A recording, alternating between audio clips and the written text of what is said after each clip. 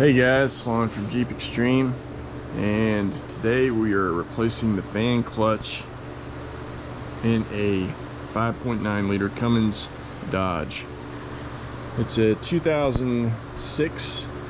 It was overheating, so we had to pull over at this horse farm. Luckily a horse farm was close by, and we doused the radiator with water and everything, and it didn't overheat too bad. But what we found out whenever we took it apart, and of course I'll show you some tricks of the trade, is that plug right there, because the clutch fan was completely sheared.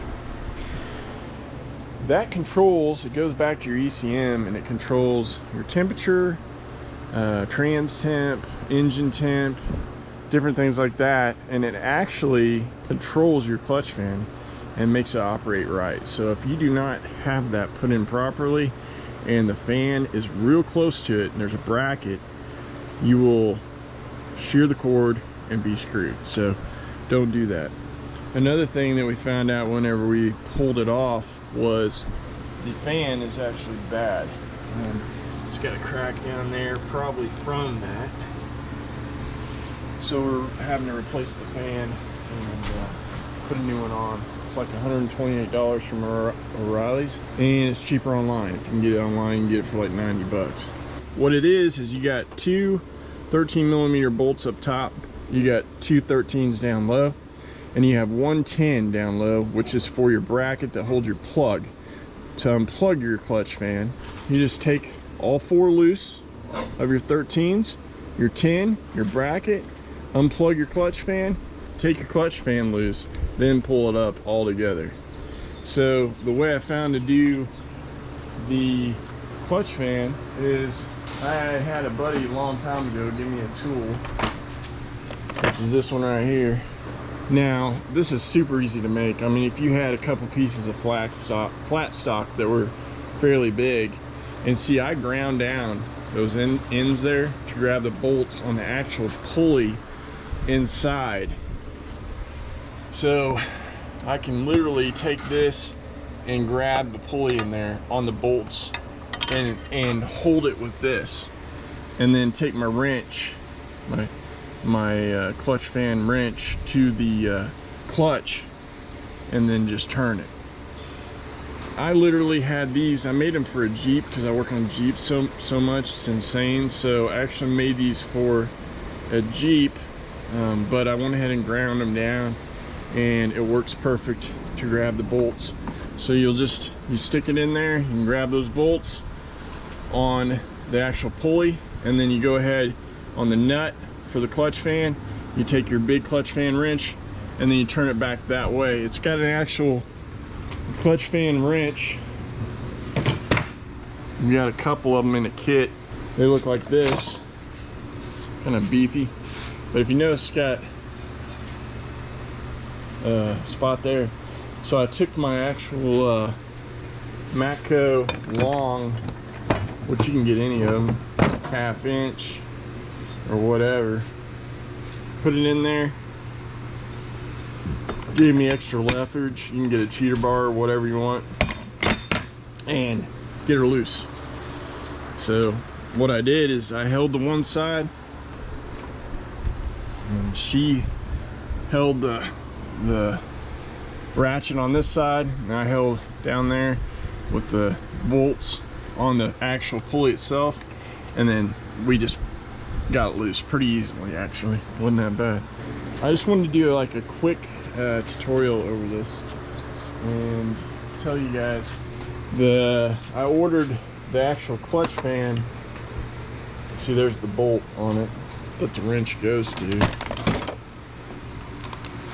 So whenever you get the wrench, put it right there. Clutch fan kit wrench, whatever, you could literally use, you could make your own tool if you had to, if you have metal laying around. Anyway, sits like that. Fan mounts on the back side of it. And then this actual clutch fan came with a new metal bracket, and that uses a 10mm, and it has a little spot right there where it mounts You'll see it when you're down there. And that just keeps it guided, you'll notice. So what happened is they must have replaced the clutch fan at one time, and they didn't keep that in the bracket guided through, and then it snapped off and hit it, and it ended up breaking it, so the clutch fan wouldn't work, and then it actually tore up the fan itself, which sucks. You want to have your fan working really well in these big old beasts. Literally, I'd say it's an hour job taking off and putting back on, if you have some tools that are right. A couple things that you need to be aware of whenever you do this install. Super easy, actually. Don't get intimidated. The plug on mine sheared off because the fan hit it. I think the fan might have had a crack in it, and once it cracked, it actually grabbed the plug and yanked it and then did that. I'm not positive. However, you got enough slack in your upper plug that you can pull it and you can put the new plug from the clutch into it easily. Another thing is, don't cross thread your clutch fan on there, which obviously I didn't, but just be careful because it's a fine thread. If it doesn't go easy, don't put it on. It should just slide right on, and you should be able to get it about 2 or 3 threads on and then leave it, and then well, tighten your shroud back up and then spin it back on. You can leave your top bolts on your shroud loose, just kind of give you a little bit of play maybe, but tighten it on back the way that we took it loose. Go the opposite way, 18 foot-pounds, and you're good to go. Same way whenever you're tightening your bolts back up to your clutch, just get them nice and snug. You got to remember you're pushing steel onto cast aluminum, so you just want to get them nice and snug and tight, but don't strip them. Another thing in the video, I'm going to show you guys, because I've seen this in other videos, but I just want to make you aware. You can see where mine had ripped out right here and shot back that way. I'm assuming my fan blade it's cracked, so I'm assuming it swung around and caught it somehow. I don't know. But you got enough slack up here and everything to make your plug. Comes with a new steel bracket. Make sure this tab right here is under this shroud. Should fit right underneath of it, and then lock in with the tab on the metal. Make sure that this steel part up in here, you can see it, slides into the groove on the bottom fan shroud, and then you can see how it's going straight up, and it's out of the way of the fan. Okay, it's not hitting it, nothing. So when I got into this, obviously I had to replace my fan because it was cracked, so it was another $100, and then the clutch itself. So FYI, man, it's easy, it's not too hard, but just the biggest thing I could say is take your time, and it's probably, for somebody who knows what the hell they're doing, like an hour job. I noticed on one of these I didn't have a washer that tightens my fan shroud down, and I just had a lock nut. So it actually made the fan shroud loose from there. So make sure that you got it, you know, this is old fan shroud. Obviously plastic's gonna loosen up and wear. Just make sure you got a good washer and lock nut on each one of these 13 millimeters. That, which is the newest addition to the Jeep family. It is my first Grand Cherokee ever. Never had one. I got this for around $1,200. It's fairly low mileage. I mean, it's an inline six, let's just put it that way.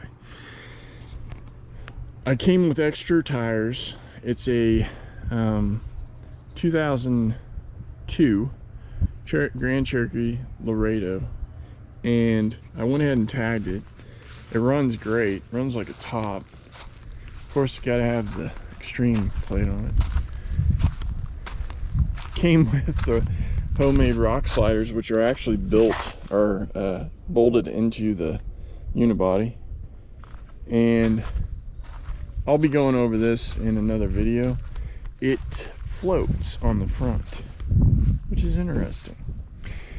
Power steering issues, not really. I mean, it steers left and right good, but it floats. So we will dig into this on another video,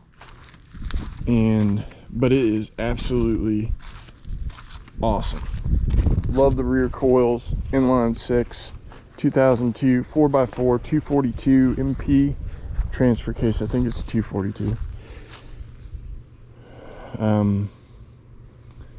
It's awesome, and it's pretty clean, and it came with a bunch of extra rough country stuff in the back, extra tires and all that jazz. So stay tuned, sub, thanks, peace out.